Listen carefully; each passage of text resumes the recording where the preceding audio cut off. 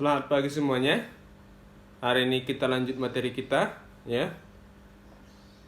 Oke, sebelumnya kan kita sudah belajar yang namanya cara mengubah interval nada, ya, pada tangga nada mayor yang lain. Ya, itu dipelajarin, benar-benar dipahamin bagaimana caranya, ya, karena itu akan sangat membantu kalian untuk mencari tangga nada yang belum kalian ketahuin, ya, karena kan mungkin selama ini kalian baru tahu tangga nada C mayor, ya kan, yaitu C, D, E, F, G, A, B, C. Nah, sedangkan tangga nada nada itu ada 7, sehingga tangga nada pun ada 7, ya.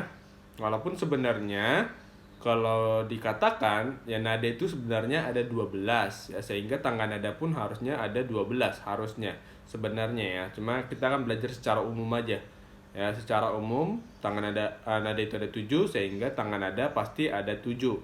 Nah, kemarin sudah Bapak jelaskan bagaimana itu tentang cara mengubah interval, ya, pada tangga nada mayor yang lain, yaitu dengan cara disesuaikan intervalnya. Ya, interval mayor kan 1 setengah 1 setengah. Nah, itu yang perlu kalian ketahui intervalnya apa. Kemudian setelah kalian ketahui itu, kalian sudah paham intervalnya itu dan kalian sudah hafal interval diatonis mayor. Nah, sekarang kalian tinggal mengubah tangga nada yang lainnya. Tinggal kalian urutin dulu tangga nada lainnya, diurutin. Kemudian setelah kalian urutin, baru ubah bagian interval yang tidak benar, ya, yang tidak tepat dengan interval diatonis mayor. Ya, caranya itu dengan menggunakan tanda kres ataupun tanda mol. Kemarin sudah Bapak jelaskan itu, ya, cara mengubahnya kayak gimana. Ya, jadi itu benar-benar dipahamin, ya. Itu tentang sekilas balik tentang cara mengubah interval tangga nada. Ya, sekarang coba kalian perhatikan di halaman 28. Ya, halaman 28. Kita akan membahas tentang nama-nama interval nada, ya. Nama-nama dalam interval nada. Nah, di sini juga kalian coba kalian lihat paragraf pertama. Paragraf yang pertama. Ingat kembali tentang interval nada. Interval nada adalah jarak antara nada yang satu dengan nada yang lainnya. Itu digarisbawahin. Interval nada adalah jarak antara nada yang satu dengan nada yang lainnya. Itu digarisbawahin. Jarak nada ada yang satu nada atau setengah nada, ya. Nah, interval nada juga disebut sebagai selang nada. Selang itu maksudnya bukan selang yang kalian tahu, ya, selang buat air, ya, bukan selang buat air, tapi kayak ibaratnya perbedaannya, jaraknya, perbedaan frekuensi seperti itu, ya. Itu yang dimaksud selang dalam ini, ya, selang. Jadi kayak pergantiannya gitu, ya, jarak pergantian dari nada yang satu ke nada yang lain itu mempunyai jarak tertentu, frekuensi tertentu, ya. Itu yang dimaksud dengan selang nada, bukan selang air, ya. Oke. Nah, kemudian di berikutnya, dalam interval nada terdapat nama jarak antar nada pada sebuah tangga nada, ya. Nah, jarak-jaraknya itu, nama-nama tersebut itu yang ada pada tabel yang di bawahnya, ya. Itu ada nama interval penjelasannya. Yang pertama itu ada prime, ya. Sebenarnya itu ada tambah e, ya. Ada e di belakangnya, prime. Harusnya tulisannya prime. Ya, jadi ada interval prime. Ya, itu intervalnya itu selang nada 1. Artinya dari do menuju ke do. Ya, contoh seperti itu, ya. Do ke do, C ke C. Ya. Nah, itu jarak nadanya artinya sama. Jadi tidak ada perubahan. Ya, jadi tidak ada perubahan. Jadi, karena jaraknya C ke C gitu loh. Jadi C ke C ya sama aja, jaraknya nggak ada jauh, ya C menuju ke C lagi, ya sama aja gitu, ya. Sehingga interval tersebut disebut sebagai prime. Ya, kemudian ada second, ya, itu selang nada 1 sampai 2. Artinya dari do ke re, C ke D. Ya, contoh misalnya gitu, dari C ke D contohnya. Ya, misalnya boleh aja dari B ke C atau C C ke D atau E ke F, itu boleh sama aja. Yang penting jaraknya adalah selang dua nada gitu ya, dua nada. Nah, berbeda ya, bukan jaraknya. Ini kita berbicara antar nada ya. Antar nada, bukan jarak tangga nadanya atau jarak interval nadanya ya.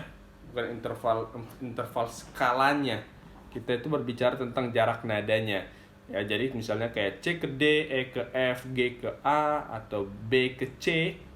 Nah, itu disebut sebagai second atau selang nada 1 sampai 2. Ya, dari do menuju ke re. Nah, ya, jadi itu yang dimaksud dengan second atau selang nada 1 sampai 2 atau do sampai ke re. Ya, kemudian ada yang ketiga itu ada third. Ya, third itu selang nada 1 sampai 3, do menuju ke mi, atau misalnya dari C menuju ke E ya, C ke E. Jadi bedanya ada 3 nada ya. Dan kalau misalnya dia 3 nada, itu disebut sebagai thirds ya. Kemudian ada quart, selang nada 1 sampai 4 dari do menuju ke fa ya. Do menuju ke fa, misalnya C menuju ke F misalnya gitu ya. C menuju ke F. Nah, selangnya ada 4. C, D, E, F. Nah, selang 4 ini disebut sebagai quart ya. Kemudian ada yang kelima itu queen ya. Queen itu selang nada 1 sampai 5, do sampai ke sol ya. Do sampai ke sol, atau misalnya contohnya dari C menuju ke G ya, contohnya C ke G. Ini berlaku untuk semua nada ya. Mau apapun, mau dari B ya, C ke D, atau misalnya D ke A misalnya gitu ya, sama aja ya. C ke D, G ke A, D ke A, itu kan 5, jaraknya 5 ya kan. Yang penting dia 5 nada aja. C, D, E, F, G 5, D, E, F, G, A 5. Nah, itu disebut sebagai queen ya. Kemudian ada sek ya. Sek itu selang nada 1 sampai 6 ya. 1 sampai 6 artinya dari do ke la ya. Misalnya contoh dari C menuju ke nada A ya. C menuju ke nada A, atau misalnya dari nada D menuju ke nada B ya. Itu sama aja, itu selang nada 6 atau sek, do ke la. Kemudian ada septim. Septim itu juga artinya ada tambahan e ya, septime ya. Septime tulisannya septim, septime ya. Septim ini juga selang nada 1 sampai 7, artinya 7 nada ya, 7 nada selangnya, jaraknya dari C menuju ke B misalnya gitu. C menuju ke B, atau misalnya dari D menuju ke misalnya kalau D berarti nada ketujuhnya itu adalah C misalnya gitu ya. Jadi contoh dari C menuju ke A, C menuju ke B 7, C, D, E, F, G, A, B 7 nada, itu disebut sebagai septim. Atau misalnya dari D menuju ke C, D, E, F, G, A, B, C ya, 7 nada, itu disebut sebagai interval septim. Nah, kemudian ada oktav. Oktav itu adalah selang nada 1 sampai 8. Sebenarnya bisa dikatakan ini hampir sama sebenarnya dengan prime ya, karena selang 8 itu balik lagi sebenarnya dia nadanya ke nada sebelumnya. Contoh misalnya nadanya sama aja pasti, C menuju ke C tinggi ya. C menuju ke C tinggi itu jaraknya 8. C, D, E, F, G, A, B, C. Nah, atau misalnya dari do menuju ke do tinggi itu jaraknya 8. Do, re, mi, fa, sol, la, si, do 8. Nah, jadi misalnya kalau dibuat di nada, dia dari C menuju ke C tinggi, atau dari do menuju ke do tinggi ya, atau dari D menuju D tinggi. Nah, sebenarnya sama aja ya, dia hampir sama sebenarnya nadanya. Kalau dalam segi bunyi nada, dia sama dengan yang prime ya, karena dari C ke C, D ke D. Nah, bedanya kalau yang oktav, dia itu tingkatannya lebih tinggi. Artinya kalau prime itu adalah tingkatan nada yang sama ya, C C ya, C rendah dengan C rendah, atau C sedang dengan C sedang, itu baru disebut prime. Sedangkan kalau oktav itu dia berbeda kualitas, tinggi rendahnya itu berbeda kualitas bunyinya Dari misalnya dari C rendah menuju C tinggi. Nah, itu disebut sebagai oktav. Kalau prime, kualitas nada itu sama. C menuju ke C. C misalnya gini, C rendah dengan C rendah, C sedang dengan C sedang. Nah, itu prime. Sedangkan kalau oktav dari C tinggi menuju dari C rendah menuju ke C yang tinggi. Ya, gitu. Misalnya itu ya. Perbedaannya itu, walaupun dalam segi nada, dalam segi bunyi nada, mereka itu sama aja bunyinya. Ya. Contoh misalnya kalau prime do do, kalau oktav do do, misalnya gitu, ya kan? Do do do do. Nah, itu kalau prime do do, oktav do do. Nah, sama aja tapi nadanya sama dalam segi kualitas bunyi. Tapi dalam segi kualitas bunyi nadanya dia udah berbeda, bahwa kalau prime dia itu sesama nada yang sama, tingkatan bunyinya itu sama. Sedangkan kalau oktav dia tingkatan bunyinya sudah berbeda. Dia lebih dari yang rendah menuju yang tinggi, atau dari yang tinggi menuju ke yang rendah.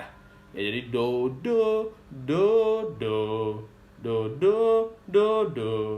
Ya gitu ya. Nah, itu disebut dengan oktav. Ya, ini perlu kalian ketahuin ya. Jadi kalian harus hafal tuh. Itu perlu kalian lingkarin, boleh kalian lingkarin tabel yang di bawah tersebut yang ada di buku kalian lingkarin tabelnya supaya kalian tahu nanti itu bahwa itu penting ya. Ada prime, second, third, quart, queen, septim, octave dan lain sebagainya. Ya. Jadi ada 8 jarak antar nada itu ya. Oke.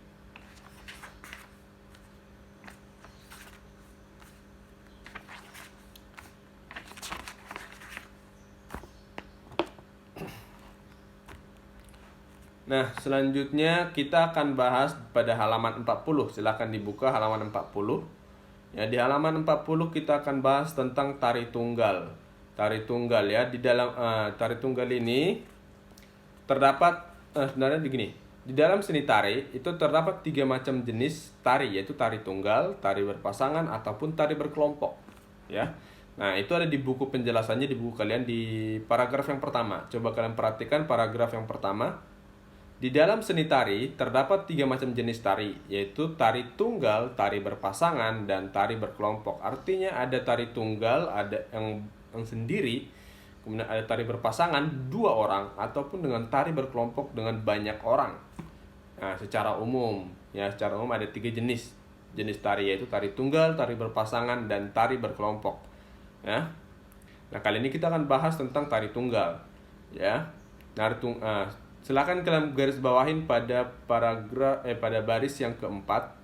Baris yang keempat, tari tunggal adalah tari yang dibawakan oleh 1 orang penari saja, baik penari pria atau wanita. Di garis bawahin. Tari tunggal adalah tari yang dibawakan oleh 1 orang penari saja, baik penari pria ataupun wanita, ya. Jadi garis bawahin. Nah, kemudian di garis bawahin lagi berikutnya di sampingnya selanjutnya. Penari pria pada tari tunggal biasanya membawakan tari dengan kuat dan gagah, ya. Secara biasanya ya, penari pria pada tari tunggal biasanya membawakan tari dengan kuat dan gagah. Nah, kemudian sampingnya juga garis bawahin lagi, penari wanita membawakan tari tunggal dengan lembut dan anggun. Nah, jadi itu berbeda ya, peran, kesan atau perannya lah, kesan untuk penari pria dengan penari wanita itu berbeda. Kalau pria kuat dan gagah, kalau wanita dia lemah dan lembut, ya, lemah lembut atau anggun, ya. Nah, kemudian di paragraf kedua silakan digaris bawahin di paragraf kedua, tari tunggal terbagi menjadi 3 jenis, yaitu tari tunggal ritual, tari tunggal tradisional, dan tari tunggal kreasi baru, ya. Nah, sesuai dengan namanya, ya, tari tunggal kan tadi katanya dibagi atas 3 jenis, yaitu tari tunggal ritual, tari tunggal tradisional, kemudian tari tunggal kreasi baru, ya. Sesuai namanya, tari tunggal ritual itu digunakan untuk kegiatan suatu keagamaan lah, ya. Kan zaman dulu kan tiap suku itu punya agamanya masing-masing, ya. Jadi yang berbau ritual, misalnya ucapan syukur ketika musim panen misalnya seperti itu, atau tolak bala dan lain sebagainya. Jadi ini yang berhubungan dengan mitos-mitos zaman dulu lah, tiap suku-suku berbeda. Nah itu jadi yang berhubungan dengan ritual-ritual seperti itu. Nah itu ya tari tunggal ritual. Sedangkan kalau tari tunggal tradisional itu ibaratnya yang ya ciri tari tradisionalnya ya, kayak misalnya ada contoh misalnya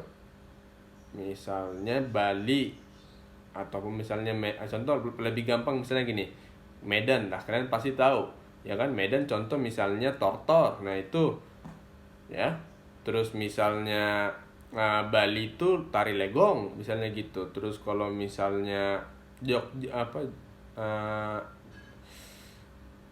Jogja apa ya, Yogyakarta apa itu ya, tari reok misalnya gitu. Nah itu tari tradisionalnya seperti itu, yang umum-umum aja, yang biasanya tari tradisional ini digunakan untuk tujuan menghibur. Biasanya itu tari tradisional, berbeda dengan tari ritual. Tari ritual itu pada acara-acara khusus keagamaan atau ada istiadat yang berlaku di satu suku ataupun satu daerah, biasanya seperti itu. Nah itu yang tentang tari tunggal yang ritual dengan tari tunggal tradisional, bedanya di situ ya.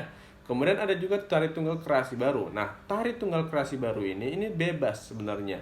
Intinya bagaimana caranya kita mengemas tarian tradisional yang sudah ada menjadi sesuatu yang baru, yang masih yang bisa mengikuti zaman modern. Nah itu yang dimaksud dengan tari tunggal kreasi baru ya. Jadi kan sebenarnya tari tradisional ataupun tari tunggal ritual itu kan udah termasuk tarian yang lama, yang sudah ada pada zaman dulu ya, yang sudah ada pada zaman dulu. Nah sehingga dibuatlah tari tunggal kreasi baru supaya kebudayaan itu tidak hilang. Nah artinya adalah tarian tradisional yang sudah lama tersebut itu dikemas ulang, dikerjakan ulang ya, dilatih ulang, dikonsep ulang supaya bisa mengikuti zaman. Nah itu yang dimaksud dengan tari tunggal kreasi baru.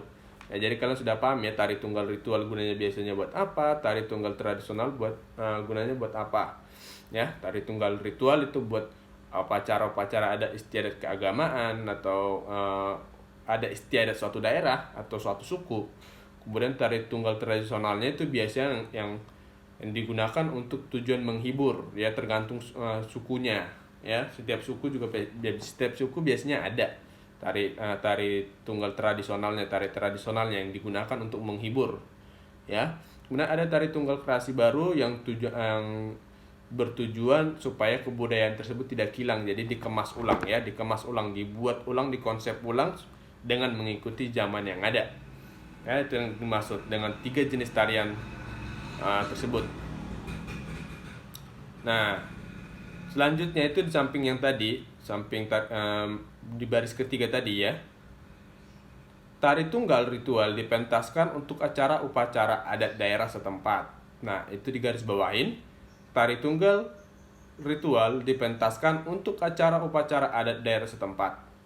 Kemudian selanjutnya di garis bawahin juga, tari tunggal tradisional dibawakan sebagai ciri khas daerah tertentu dan biasanya sebagai tontonan masyarakat pada acara pesta rakyat. Nah, itu ya, bertujuan untuk hiburan. Kemudian, tari tunggal kreasi baru merupakan hasil modifikasi gerakan tradisional yang sesuai dengan perkembangan zaman. Itu di garis bawahin. Nah, itu yang Bapak maksudkan. Nah, di bagian atas 3 ya, ada ritual, pengertiannya tadi seperti yang disebutkan oleh Bapak jelaskan, yang disebutkan oleh buku juga ya, untuk upacara ada istiadat keagamaan suatu suku atau suatu daerah. Kemudian tari tradisional itu yang bertujuan, biasanya tarian tersebut digunakan untuk bertujuan untuk menghibur. Kemudian yang ketiga itu tari tunggal kreasi baru ya, dimodifikasi, dirancang ulang, dibentuk ulang, dikonsep ulang dengan mengikuti perkembangan zaman ya. Nah kemudian di bawahnya itu ada tabel ya, ada tabel. Nah itu perlu kalian lingkarin aja tabelnya ya, itu ada nama-nama tarian dan asal daerahnya ya. Ini penting kalian ketahuin ya, walaupun kalian sebenarnya belum pernah nonton videonya, belum pernah tahu bagaimana tari legong, tari gambyong. Nah, cuma kan di zaman sekarang kan kalian sudah bisa searching di YouTube ya. Kalian perhatikan di YouTube itu semua sudah ada ya. Kalian bisa lihat nanti di YouTube semua tarian yang ada di tabel tersebut ya. Nah, di sini ada tari legong, asal daerah dari Bali, tari gambyong Yogyakarta, tari kelana topeng Yogyakarta juga, tari kandagan Jawa Barat, tari merak Jawa Barat, tari jepong Jawa Barat, tari kancet Kalimantan Timur, kemudian tari gandrung dari Jawa Timur. Nah, untuk orang-orang untuk kalian yang suka hobi nari ya. Nah, tarian-tarian seperti ini sebenarnya perlu kalian ketahuin bagaimana bentuknya, bagaimana jenis tariannya, bagaimana jenis gerakannya, cerita tarian tersebut tentang apa, itu perlu kalian pelajarin sebenarnya untuk bagi orang-orang yang suka misalnya menari atau misalnya nanti ada cita-citanya ingin menjadi seorang penari ya. Nah, itu boleh ya, kalian pelajarin, tinggal lihat di YouTube ya. Di YouTube banyak sekali ya. Walaupun di sini Bapak mungkin nggak bikin videonya, tapi kalian silahkan searching di YouTube ke-8 tari tersebut, kalian tonton bagaimana gerakannya, karena kan lumayan ya daripada kalian nonton yang lain ya. Yang penting kalian nonton jenis-jenis tarian tersebut ya, supaya menambah wawasan kalian tentang betapa indahnya sebenarnya kebudayaan yang ada di Indonesia. Itu banyak sekali kebudayaan itu yang sangat bagus-bagus ya, bagus-bagus sekali yang perlu kalian pelajarin. Nah, kalau di zaman Bapak dulu tuh nggak ada ya, susah nyaringnya. Bapak juga nggak pernah nonton sebenarnya tari legong itu kayak gimana, kandagan kayak gimana. Tapi beberapa yang pernah Bapak tonton, kayak tari kancet lasan pernah Bapak tonton, jaipong pernah, tari merak juga pernah Bapak tonton, tari legong juga pernah. Cuma beberapa tadi itu belum ada, yang belum pernah Bapak juga belum pernah nonton beberapa dari situ ya. Cuma sebelumnya Bapak udah pernah nonton yang lain-lainnya. Itu Bapak tonton di Jakarta itu ya. Jakarta pernah ada acara gitu di sini, terus Bapak tonton di situ. Nah, itu salah satu contoh misalnya dengan menambah ilmu dengan kalian menonton, sebenarnya kalian menikmati tontonan tersebut. Gerakan-gerakan mereka yang lincah, gerakan mereka yang bagus. Itu perlu kalian tonton ya, supaya menambah pengetahuan kalian tentang kebudayaan Indonesia itu ternyata beragam dan sangat unik semuanya ya. Nah, jadi itu tabel-tabel itu silakan dilingkarin tabelnya, tari-tarinya, dihafal jenis tariannya apa, nama tarinya apa, dihafal juga asal daerahnya dari mana ya. Nah, kalian juga bisa nyari tahu di YouTube, searching aja di YouTube tarinya, tari legong, tari gambyong dan segala macam, itu pasti ada ya. Kalian bisa nonton di YouTube, kalian bisa perhatikan geraknya seperti apa, jenis tariannya seperti apa, terus pernak-pernik yang digunakan itu apa, kostumnya bagaimana, itu bisa kalian lihat di situ ya. Kalian boleh cari. Oke.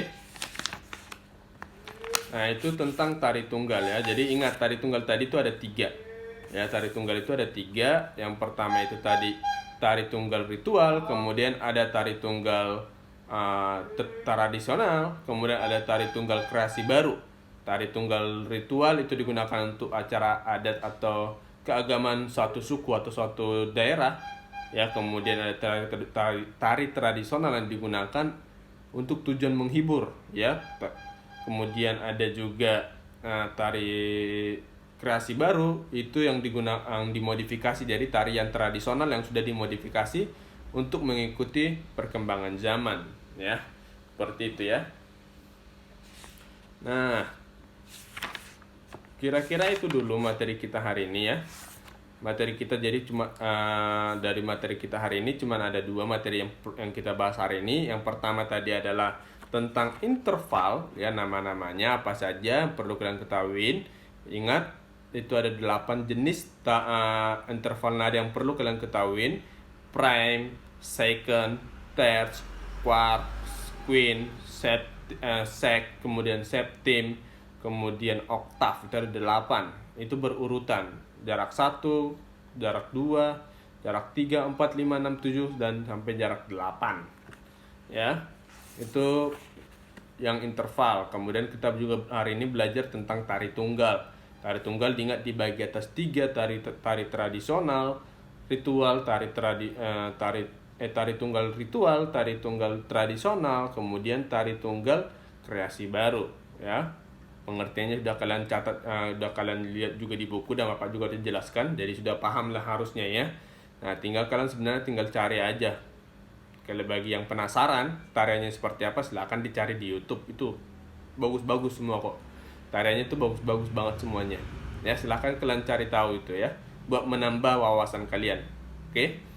Baik, kira-kira sampai di sini dulu materi kita hari ini ya. Jika ada misalnya yang ingin ditanyakan sama Bapak, silahkan hubungin Bapak ya. VN aja kalau misalnya ada yang bingung tentang interval nada atau bahkan tentang tari tunggal tersebut, materi tari tunggal ataupun materi interval. Jika ada yang bingung, silahkan tanya Bapak, VN Bapak ya, nanti akan Bapak jelaskan satu persatu, oke? Ya.